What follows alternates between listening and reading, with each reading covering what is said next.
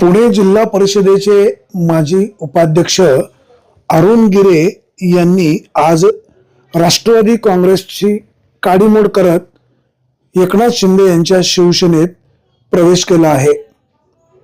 मागील आठवड्यामध्ये मंचर या ठिकाणी त्यांनी पत्रकार परिषद आयोजित केली होती आणि या पत्रकार परिषदेमध्ये राष्ट्रवादी काँग्रेसचे स्थानिक नेते आपल्याला विश्वासात घेत नाही अशी अप्रत्यक्षपणे टीका केली होती।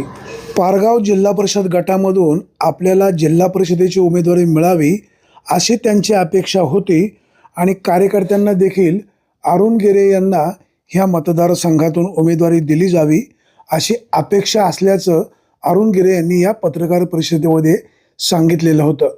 पारगाव गटामध्ये आमदार दिलीप वळसे पाटील यांचे पुतणे विवेक वळसे पाटील यांची उमेदवारी घोषित झाल्यामुळे म्हणजे मतदारसंघामध्ये त्यांचे फ्लेक्स लागल्यामुळे उमेदवारी त्यांनाच मिळणार असे गृहीत धरत अरुण गिरे यांनी नाराजी व्यक्त केली होती। आज अखेर त्यांनी शिवसेना पक्षामध्ये प्रवेश केलेला आहे। अरुण गिरे यांच्या शिवसेना प्रवेशामुळे आंबेगाव तालुक्यामध्ये शिवसेना पक्षाला उभारी मिळणार आहे। अरुण गिरे एक लढवय्या युवा कार्यकर्ता आहे।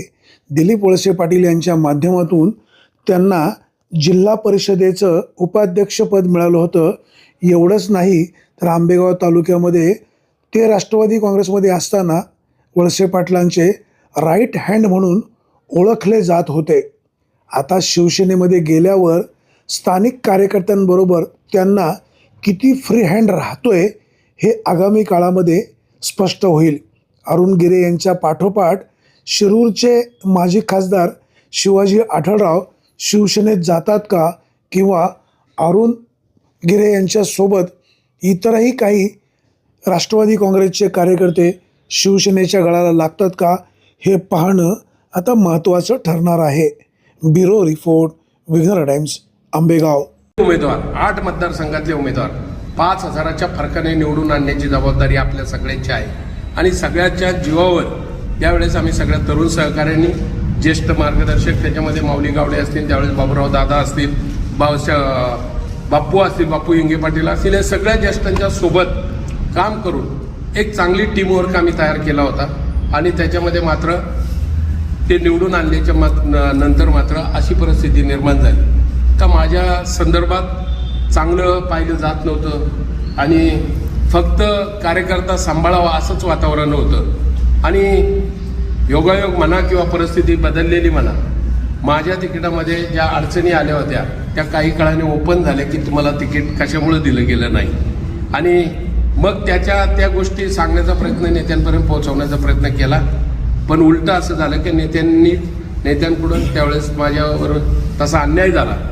नजीक अन्याय याच्यासाठी सांगतोय कारण मी जेव्हा आत्ताची विधानसभा निवडणूक लागली होती तेव्हा वळसे पाटील आणि स्वतः किरणताईच्या समोर 2-3 तास आमची चर्चा झाली आणि त्या चर्चेत मी सविस्तर त्यांच्याशी बोललो। त्याच्यातले बहुतांशी मुद्दे त्यांना मान्य होते की अरुणवर खरंच अन्याय झालेला आहे। मी त्यावेळेस स्पष्टपणाने त्यांना सांगितलं, राजकारणामध्ये माझं कोणी गॉडफादर असू शकत नाही, माझं कोणी बॉस असू शकत नाही, पण तुम्ही मात्र माझे बॉस आहात, तुम्ही माझे गॉडफादर आहात हे मात्र नक्की सांगितलं होतं। मग तुम्ही सांगाल त्यावेळेस निश्चितपणे आम्ही तुमच्या शब्दाला मान देऊ। त्यात 2014 साली मला अचानकपणे पक्ष सोडून जावं लागलं।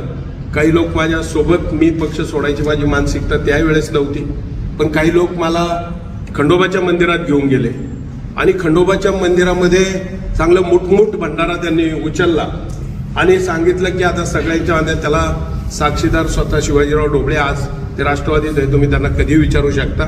मी स्वतःहून या प्रक्रियेत गेलो नाही, पण ज्या घटना घडल्यात ती वस्तुस्थिती आहे। 14ला मी दादांच्या नेतृत्वात काम केलं, दादांनी सुद्धा मला इतका जीव लावला। 10-12-11 वर्ष अत्यंत म्हणजे एखाद्या आपल्या स्वतःच्या मुलाला जसं सांभाळतात त्याच्यामध्ये कदाचित सत्तेची पदं मिळवण्यात किंवा अन्य काही नाही, पण जिथं कॅलिबर आहे तिथं काम करायला संधी देऊन संघटना असेल, बांधणी असेल, अडचणी असेल, DPTC असेल, कुठं ना कुठं दादांनी त्यांच्या ताकदीने आम्हाला बसवण्याचा प्रयत्न केला। आता माझे तसेही पण सगळ्या बाजूने लढण्याचे किंवा पक्षाच्या वतीने उमेदवारी मिळवण्याचे संकेत जवळजवळ शून्य झालेले आहेत। कारण वळसे पाटलांनी ज्यावेळेस एक मिटिंग पारगावला घेतली त्यावेळेस पारगावचे वळसे पाटलांनी मला सांगितलं नाही, पण पारगावचे जे कार्यकर्ते मिटिंगला होते त्यांनी स्पष्टपणाने सांगितले का विवेक वळसे पाटील यांचं तिकीट आम्ही फायनल आहे तुम्ही समजा आणि तुम्ही जोशानं काम करा. मग या परिस्थितीमध्ये मी काय निर्णय घ्यावा आम्हाला सुचत नाही, म्हणून निश्चितपणे आपल्या दरबारात येण्याचा माझा प्रयत्न राहिलेला आहे. आपण सगळे माझे सहकार्य मला याच्यातून योग्य मार्गदर्शन करा. एकतर मी ह्या राजकीय प्रक्रियेत राहील अथवा न राहील, ह्या दोनच व्यवस्थेमध्ये मी आहे. आणि अन्य मी आज अखेरपर्यंत कोणी अनेक लोकांनी चर्चा केल्या, कोणत्या पक्षाशी हे बोलतात का, कोणत्या पक्षाशी चालतात का, यांनी काय केलं त्यांनी काय केलं, ह्या गोष्टीवर मी फारसं कोणाशी विचारणा केली नाही आणि इन्क्वायरी पण केली नाही. पण आज मला हे गरज वाटली की आपल्याशी बोलावं, अन्यथा माझी आयुष्यातली चूक ठरू शकते आणि म्हणून आपल्याशी बोलायला मी आलो.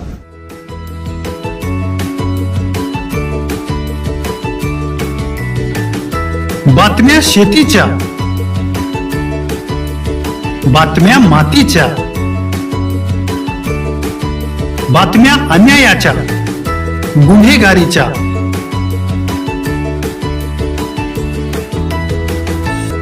राजकारणाच्या आणि समाजकारणाच्या, शोषणाविरुद्ध बुलंद आवाज, जनसामान्यांच्या हुंकाराची गाज, सत्कार्याला प्रोत्साहन, दुष्कृत्याला अनुशासन, निर्भीड, निस्पृह, सडेतोड, बेधडक आणि रोखटोक म्हणजेच विघ्नहर टाइम्स. शोध बातमीचा, ध्यास सत्याचा. आपलं चॅनल, आपली बातमी. सबस्क्राईब तर कराच, पण बेल आयकॉनवर क्लिक करायलाही विसरू नका.